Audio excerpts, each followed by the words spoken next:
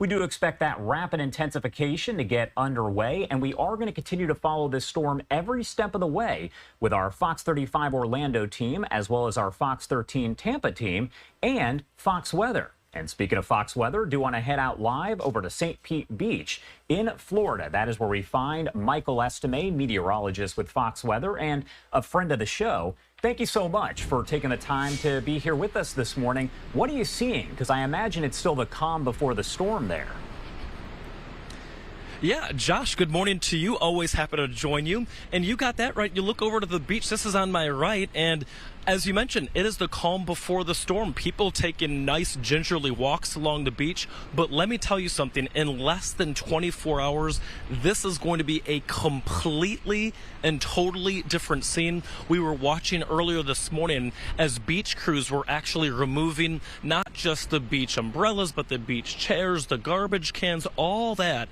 The reason, because we're expecting a significant storm surge. In fact, we have flood watches that have been posted, hurricane watches that have been posted, tropical storm warnings, and storm surge warnings. I want to focus in on storm surge real quick for you. So we're, in terms of our storm surge, expecting and forecasting upwards of 8 feet of storm surge. Josh, I want to put that into perspective for you to show you exactly what 8 feet looks like. I went to the department store, grabbed this thing. This is an 8-foot marker, and this is basically how high the storm surge is expected to get. So I'm about 6 even on a good day when I got a little boost in the back of my shoe, my heel. But again, it's way above my head. And so what we're expecting, we saw something relatively similar-ish. This is going to come crashing to the ground, but we saw something relatively similar-ish last year with Dalia. That was only, Josh, about a 4-foot storm surge. But what we learned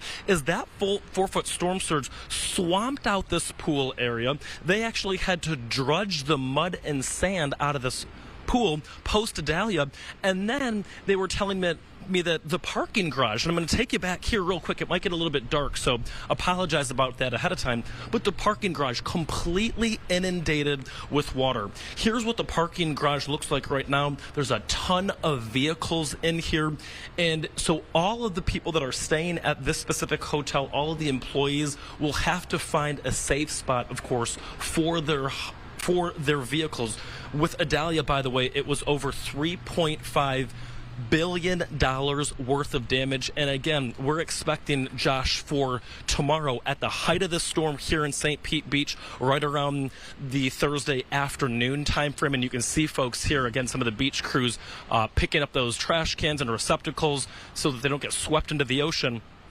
But they're telling people here, now is the time to take action. We went to the grocery store, and Josh, I know that you lived in Florida for a little bit. We went to the local Winn-Dixie, and all of the water was cleared off the shelves. And so it's a call to action. You have today to get things set and squared away. Tomorrow is a day to absolutely hunker down and brace for the storm. Josh?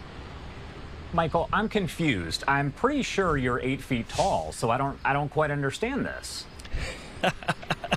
Well, you know, I appreciate the confidence boost there. Yeah, I wish I was a little taller. But you know what, though?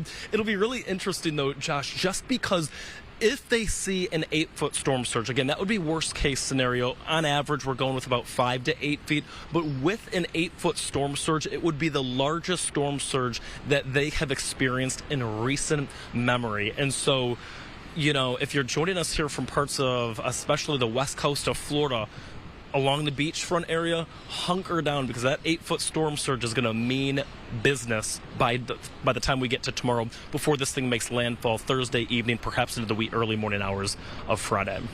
All right. Meteorologist Michael Estime there over at Fox Weather. As always, thank you so much for taking the time to join us, and I'm sure we'll be checking back in. Absolutely. Take care, Josh.